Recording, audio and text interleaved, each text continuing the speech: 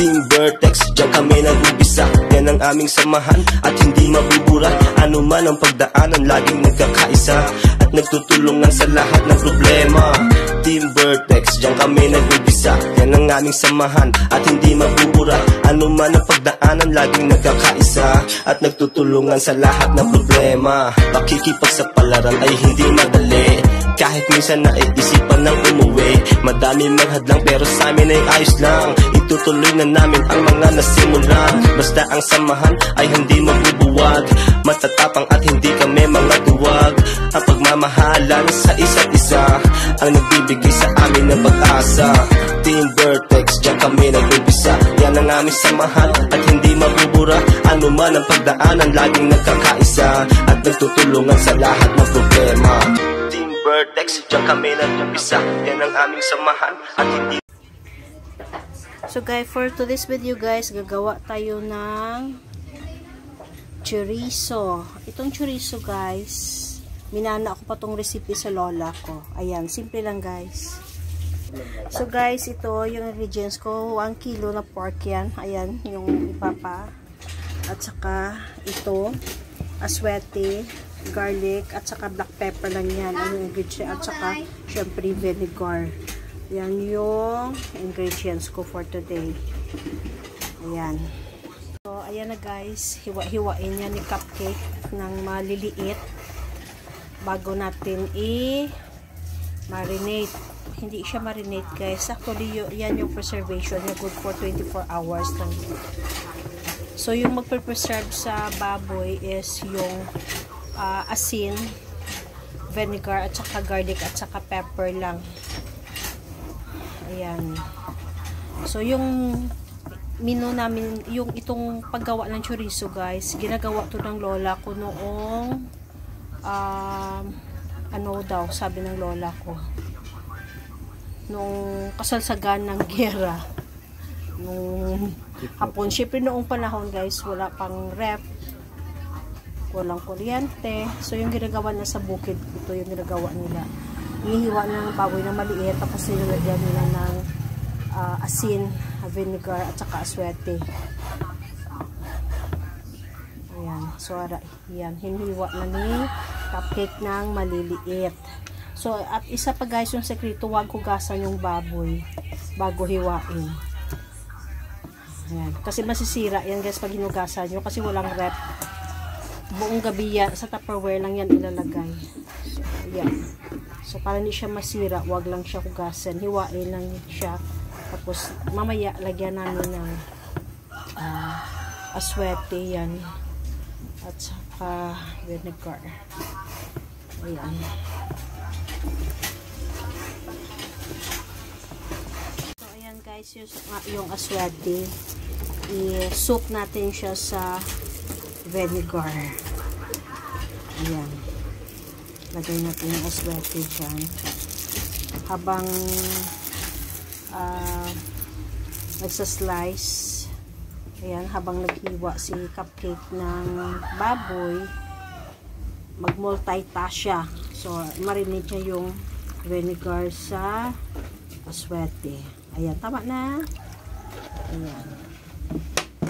Ayan. So, habang marinate niya yan. So, slice na yan. Maliliit.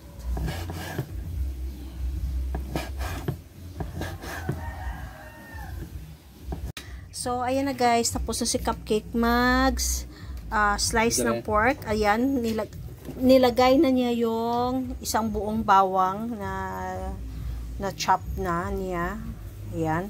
So, then, lagyan niya yung isang kutsara at kalahati na asin doon sa aswete na niluglog namin sa vinegar.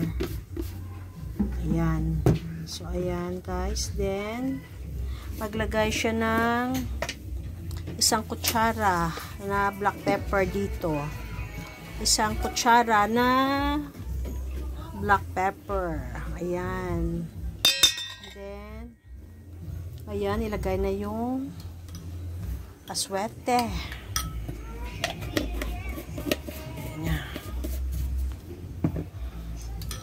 ayan na yung swerte. Ilagay yan dito.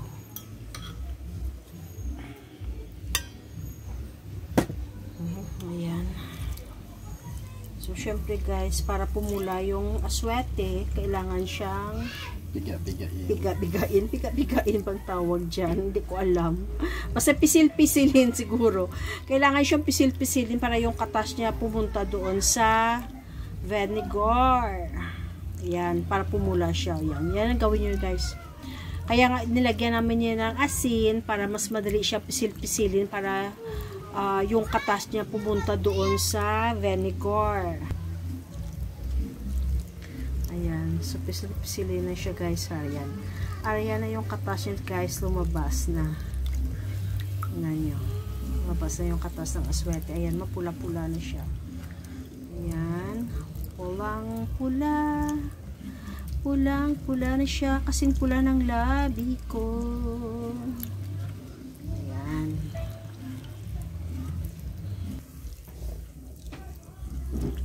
So, ayan na. Mapula na siya. Ayan. So, pulang-pula na siya, guys.